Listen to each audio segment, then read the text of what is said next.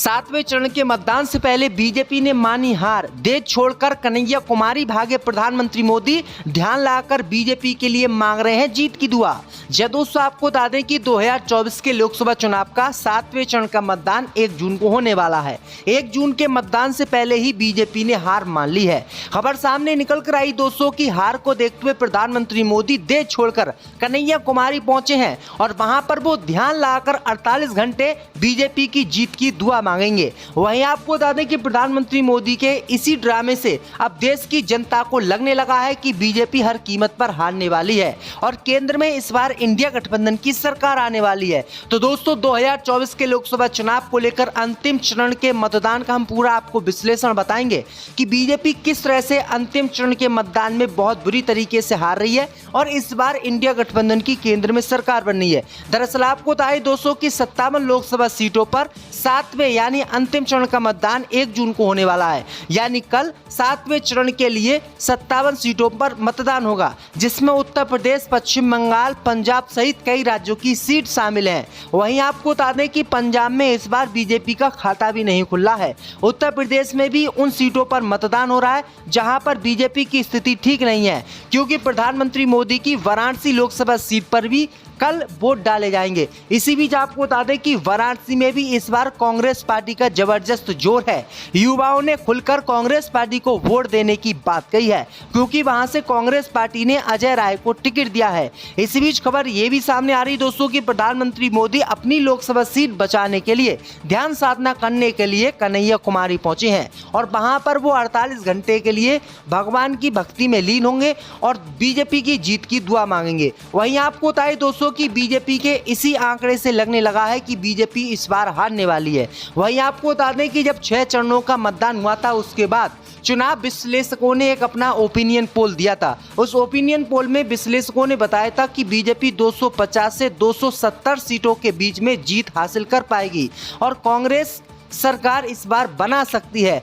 अगर बीजेपी सरकार बनाएगी भी तो गठजोड़ की सरकार होगी, पूर्ण बहुमत की सरकार बीजेपी इस बार नहीं बना पाएगी। वहीं आपको बता दें कि जैसे ही विश्लेषकों ने ये दावा किया उसके बाद भाजपा की नींद उड़ गई और भाजपा के नेताओं को लगने लगा कि इस बार वो बुरी तरीके से हारेंगे। इसलिए बीजेपी सहित प्रधानमंत्री मोदी ने एक नया प्लान बनाया और प्रधानमंत्री मोदी ने देश की जनता को अंधभक्ति की तरफ खींचने के लिए रॉक मेमोरियल कॉलेज में पूजा करने की बात कही। वहीं आपको बता दें कि अब कांग्रेस पार्टी प्रधानमंत्री मोदी के इस ध्यान के खिलाफ चुनाव आयोग तक पहुंची। ममता बनर्जी सहित कांग्रेस पार्टी ने कहा कि प्रधानमंत्री मोदी ध्यान लगाने के लिए बीजेपी की जीत की कामना करने के लिए कन्याकुमारी जा रहे हैं। तो प्रधानमंत्री मोदी का ये जो वीडियो शूट है वो टीवी चैनलों पर टेलीकास्ट नहीं होना चाहिए, यानी टीवी चैनलों पर ये नहीं दिखाया जाना चाहिए, क्योंकि इससे चुनाव उल्लंघन होता है, यानी आचार संहिता का उल्लंघन है।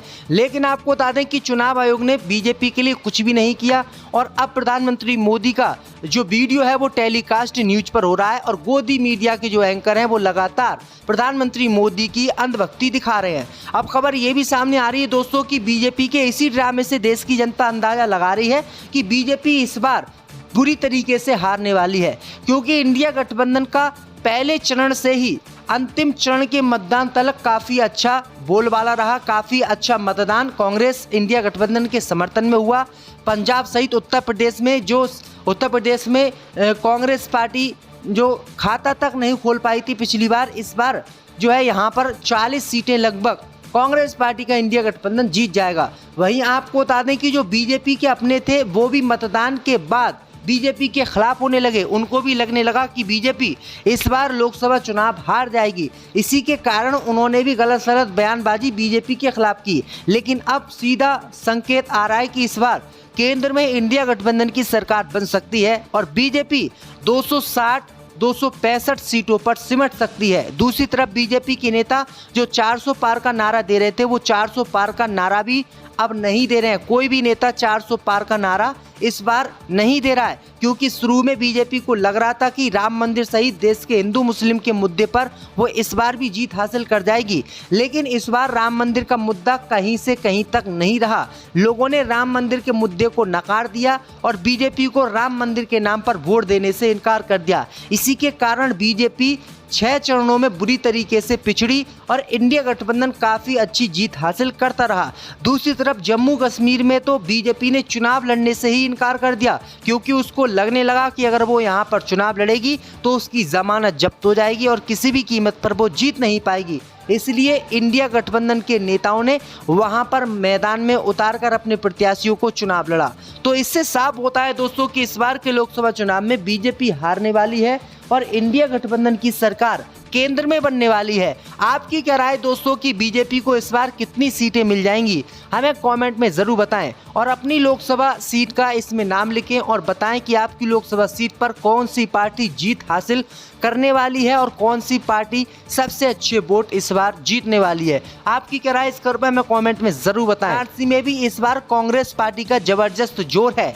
युवाओं ने खुलकर कांग्रेस पार्टी को वोट देने की बात कही है, क्योंकि वहां से कांग्रेस पार्टी ने अजय राय को टिकट दिया है। इसी बीच खबर ये भी सामने आ रही दोस्तों कि प्रधानमंत्री मोदी अपनी लोकसभा सीट बचाने के लिए ध्यान साधना करने के लिए कन्हैया कुमारी पहुंचे हैं और वहां पर वो 48 घंटे के लिए भगवान की भक्ति में लीन होंगे और बीजेपी की जीत की दुआ मांगेंगे। वहीं आपको बताए दोस्तों कि बीजेपी के इसी आंकड़े से लगने लगा है कि बीजेपी इस बार हारने वाली है। वहीं आपको बता दें कि जब 6 चरणों का मतदान हुआ था उसके बाद चुनाव विश्लेषकों ने एक अपना ओपिनियन पोल दिया था। उस ओपिनियन पोल में विश्लेषकों ने बताया था कि बीजेपी 250 से 270 सीटों के बीच में जीत हासिल कर पाएगी और कांग्रेस सरकार इस बार बना सकती है। अगर बीजेपी सरकार बनाएगी भी तो गठजोड़ की सरकार होगी, पूर्ण बहुमत की सरकार बीजेपी इस बार नहीं बना पाएगी। वहीं आपको बता दें कि जैसे ही विश्लेषकों ने ये दावा किया उसके बाद भाजपा की नींद उड़ गई और भाजपा के नेताओं को लगने लगा कि इस बार वो बुरी तरीके से हारेंगे। इसलिए बीजेपी सहित प्रधानमंत्री मोदी ने एक नया प्लान बनाया और प्रधानमंत्री मोदी ने देश की जनता को अंधभक्ति की तरफ खींचने के लिए रॉक मेमोरियल कॉलेज में पूजा करने की बात कही। वहीं आपको बता दें कि अब कांग्रेस पार्टी प्रधानमंत्री मोदी के इस ध्यान के खिलाफ चुनाव आयोग तक पहुंची। ममता बनर्जी सहित कांग्रेस पार्टी ने कहा कि प्रधानमंत्री मोदी ध्यान लगाने के लिए बीजेपी की जीत की कामना करने के लिए कन्याकुमारी जा रहे हैं। तो प्रधानमंत्री मोदी का ये जो वीडियो शूट है वो टीवी चैनलों पर टेलीकास्ट नहीं होना चाहिए, यानी टीवी चैनलों पर ये नहीं दिखाया जाना चाहिए, क्योंकि इससे चुनाव उल्लंघन होता है, यानी आचार संहिता का उल्लंघन है। लेकिन आपको बता दें कि चुनाव आयोग ने बीजेपी के लिए कुछ भी नहीं किया और अब प्रधानमंत्री मोदी का जो वीडियो है वो टेलीकास्ट न्यूज पर हो रहा है और गोदी मीडिया के जो एंकर हैं वो लगातार प्रधानमंत्री मोदी की अंधभक्ति दिखा रहे हैं। अब खबर ये भी सामने आ रही है दोस्तों कि बीजेपी के इसी ड्रामे से देश की जनता अंदाजा लगा रही है कि बीजेपी इस बार बुरी तरीके से हारने वाली है, क्योंकि इंडिया गठबंधन का पहले चरण से ही अंतिम चरण के मतदान तक काफ़ी अच्छा बोलबाला रहा। काफ़ी अच्छा मतदान कांग्रेस इंडिया गठबंधन के समर्थन में हुआ।